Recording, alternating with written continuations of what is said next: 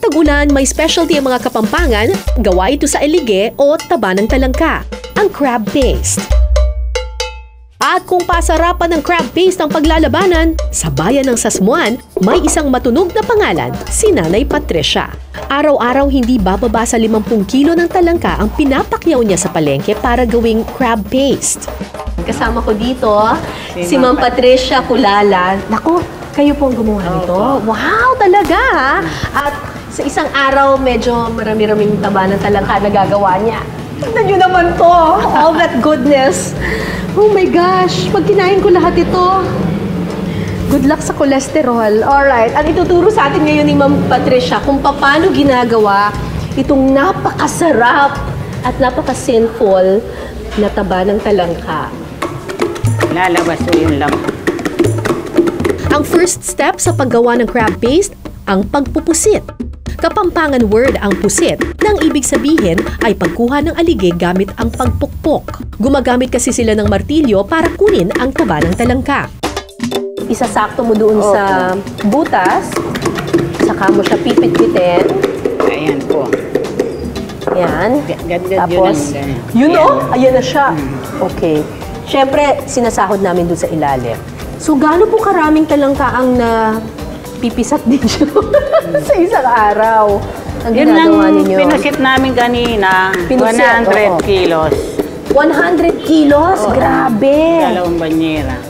Kada 3 kilo ng talangka, 1 kilo ng alige ang nakukuha. Pagkatapos nating makuha yung taba ng talangka, iluluto na natin ito. Opo. Alright. Sige, paano po mami ang gagawin?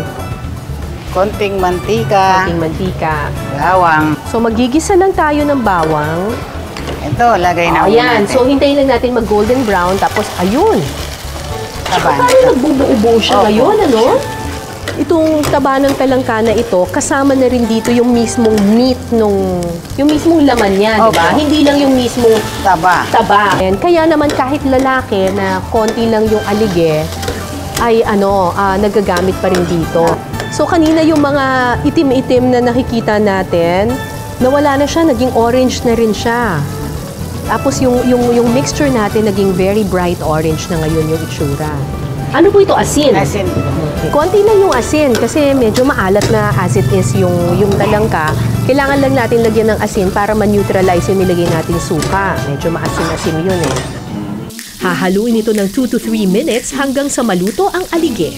So, paano mo malalaman kung luto na siya? Pag tuyo na. So kailangan patuyuin natin siya. Gaano katagal na po kayo nagluluto ng taba ng talangka? 15 years old. Wow, 15 years na! Kapag lumapot na ang alige mixture, ready to serve na ang crab paste ni Nanay Patricia. Wow! And there you have it, freshly cooked taba ng talangka. At ang bagay dito ay kanin. Oo. Tapos, usually, hinahalo-halo siya ng ganyan, di ba? Masarap pa nga to, yung pipigaan mo siya ng kalamansi. Tapos, di ba, lalagyan mo ng konting patis.